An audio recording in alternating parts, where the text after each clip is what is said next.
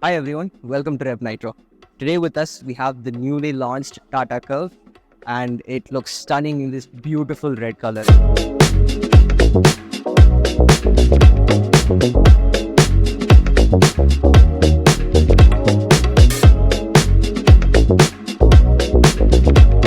So this is one of the first in the newly democratized and now being accessible segment of mid-size coupe SUVs that was dominated by luxury brands like Mercedes-Benz with their GLC Coupe and by BMW with the X4 and their X6 line of coupe SUVs. Now Tata, Citroën and Mahindra have all started making cars in this segment, trying to make the segment more accessible to the Indian demographic. So the first of those launches is the Tata Curve, and this is being offered in both ICE and EV powertrains.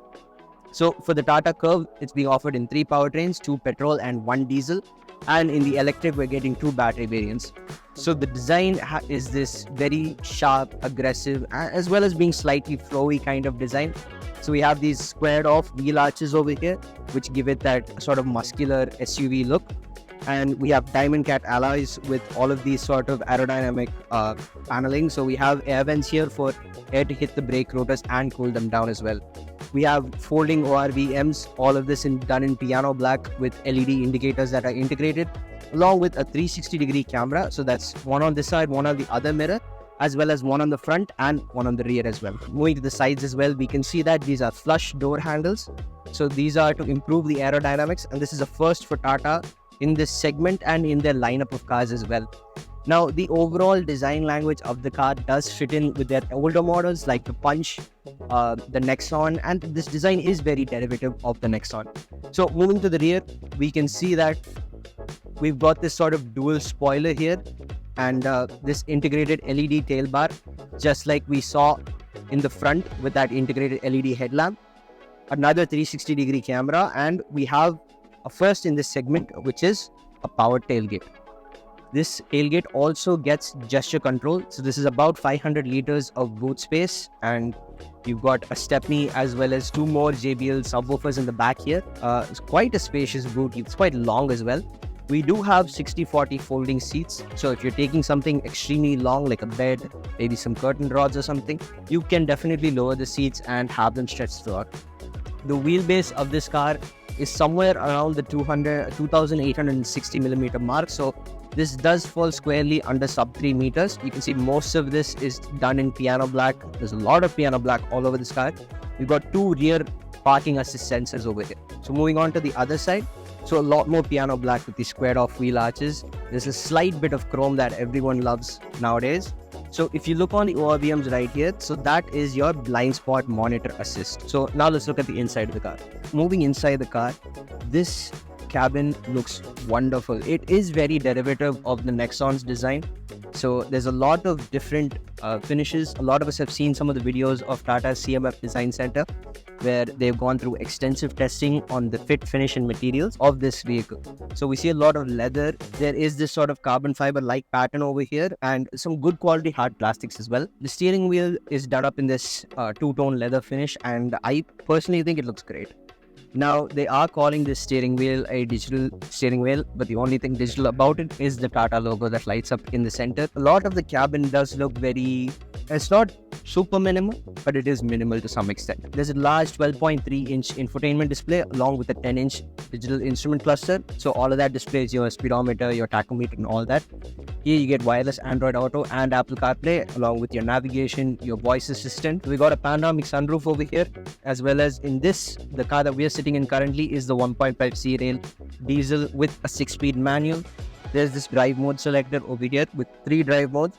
So the drive modes are City, Eco and your Sport mode. There's also an electronic parking brake along with hill hold assist and hill descent assist as well.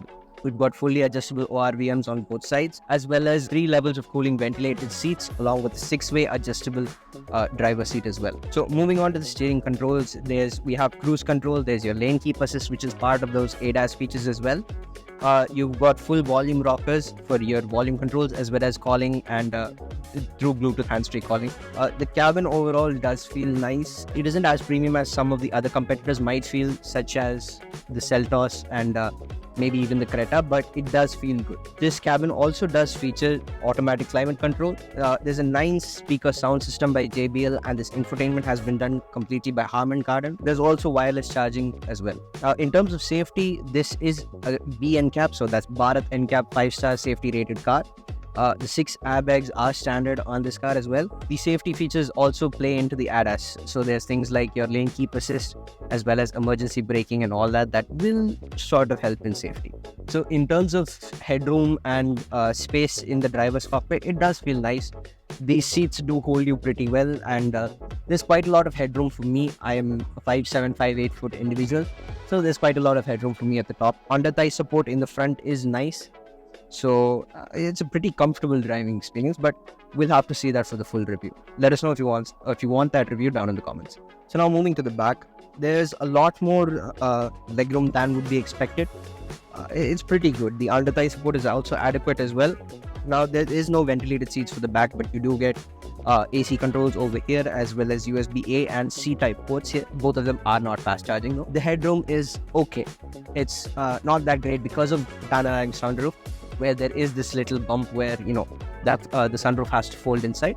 But apart from that, inside it does feel spacious, but this is definitely not a 5-seater kind of car. The middle row is pretty small for what it is. But if you do not have a 5th passenger, you do get an armrest with cup holders as well, which is quite a nice feature. And apart from that, the interiors are again, there's a lot of different materials. There's touches of leather, there's piano black, as well as some hard plastics, which, they all feel quite nice. They come together pretty well in a pretty nice package. So this Tata Curvv is offered in 3 engine variants, that's 2 petrol and 1 diesel.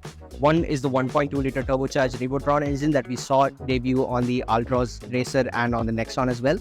So that makes about 108 bhp and about 140 Newton meters of torque. Then we have the 1.5 C-Rail diesel. So that makes about 113 bhp and around 260 Newton meters of torque. Then at last we have the new 1.2-litre TGDI engine, the Hyperion engine.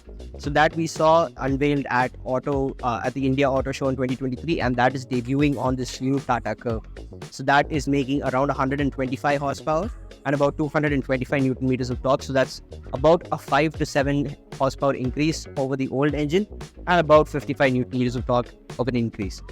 They are claiming better low-end performance, but we'll have to see that for the full review video. So the Tata Curvv is one of the first in the new lineup of mid-size coupe SUVs that we're going to be seeing launch over the next few years. Few of the competitors like the Citroën Basalt, the Mahindra XUV.E9 and the BE.05. This is most likely going to be launched in the 17 to 20 lakh price mark. 14 to 20 lakh price mark. And this will be going on sale in September. I personally love the design. I love how the interiors look.